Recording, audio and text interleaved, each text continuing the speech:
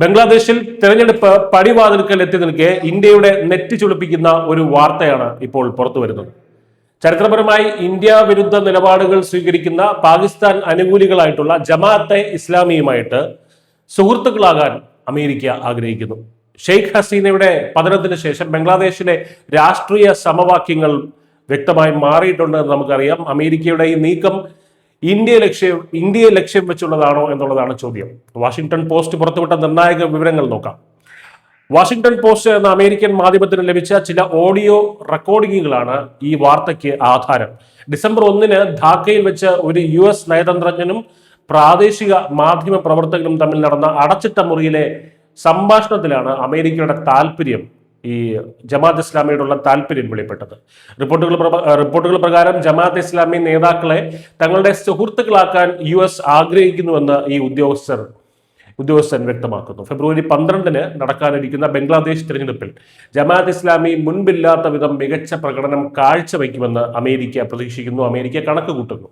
പാർട്ടിയുടെ വിദ്യാർത്ഥി വിഭാഗമായിട്ടുള്ള ഇസ്ലാമി ചിത്ര ശിബിർ അംഗങ്ങളെ TV ചർച്ചകളിൽ ഉൾപ്പെടുത്താൻ പോലും US ഉദ്യോഗസ്ഥൻ മാധ്യമ പ്രവർത്തകനോട് ആവശ്യപ്പെട്ടതായിട്ടാണ് വിവരം. അതായത് ജമാഅത്തിനെ മുഖ്യധാരയിലേക്ക് കൊണ്ടുവരാൻ അമേരിക്ക ബോധപൂർവമായിട്ടൊരു ശ്രമം നടത്തുന്നുണ്ട് എന്ന് സാരം. ബംഗ്ലാദേശിന്റെ സ്വാതന്ത്ര്യത്തെ തന്നെ എതിർത്ത ചരിത്രമാണ് ജമാഅത്ത് ഇസ്ലാമിക്കുള്ളത്. 1971 പാകിസ്ഥാനെ പിന്തുണച്ച ഇവർക്ക് കടുത്ത ഇന്ത്യ വിരുദ്ധ നിലപാടാണുള്ളത്. ഷെയ്ഖ് ഹസീനയുടെ ഭരണകാലത്ത് നിരോധിക്കപ്പെട്ടിരുന്ന ഈ ഒരു സംഘടന ഹസീന രാജ്യം വിട്ടതോടെയാണ് വീണ്ടും ശക്തി പ്രാപിച്ചത്. എന്നാൽ ഈ വാർത്ത പുറത്തു വന്നതോടെ US എംബസി വിശദീകരണവുമായിട്ടൊക്കെ രംഗത്തെത്തിയിട്ടുണ്ട്. ഇതൊരു സാധാരണ കൂടിക്കാഴ്ച മാത്രമായിരുന്നുവെന്നും ഏതെങ്കിലും ഒരു പ്രത്യേക പാർട്ടിയെ അമേരിക്ക, അതും മറ്റൊരു രാജ്യത്തെ ഒരു പാർട്ടിയെ, രാഷ്ട്രീയ പാർട്ടിയെ അമേരിക്ക പിന്തുണയ്ക്കേണ്ട കാര്യമില്ലെന്നുമൊക്കെ ആണ് അവർ വാദിക്കുന്നത്. ബംഗ്ലാദേശ് ജനത തിരഞ്ഞെടുക്കുന്ന ഏത് സർക്കാരുമായിട്ടും സഹകരിക്കുമെന്നാണ് അമേരിക്കയുടെ ഔദ്യോഗികമായിട്ടുള്ള ഭാഷ്യം. പക്ഷേ ഇതിന്റെ രാഷ്ട്രീയ അർത്ഥങ്ങൾ വളരെ വലുതാണ്. അറ്റ്ലാന്റിക് കൗൺസിലിലെ ദക്ഷിണേഷ്യൻ വിദഗ്ധനായിട്ടുള്ള മൈക്കൽ കുഗൽമാൻ ചൂണ്ടിക്കാട്ടുന്നത് ഈ നീക്കം ഇന്ത്യയും അമേരിക്കയും തമ്മിലുള്ള ബന്ധത്തിൽ വലിയ വിള്ളൽ വീഴ്ത്തിയേക്കാം എന്ന് തന്നെയാണ്. ജമാഅത്ത് ഇസ്ലാമിക്ക് പാകിസ്ഥാനോടുള്ള കൂറ് വളരെ പരസ്യമായിട്ടുള്ളൊരു കാര്യമാണ്. എല്ലാവർക്കും അറിയാവുന്നൊരു കാര്യമാണ്.